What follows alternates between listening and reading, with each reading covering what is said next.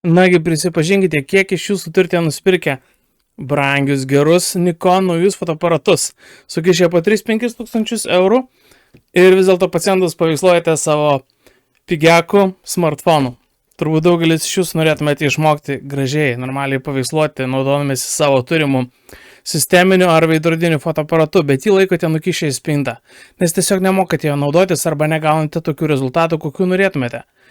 Man irgi buvo sunku, aš iki šiol dar gerai nemokau fotografuoti, bet man nemažai ką padėjo suprasti apsilankymas daktaro Juliaus Maminsko kursuose.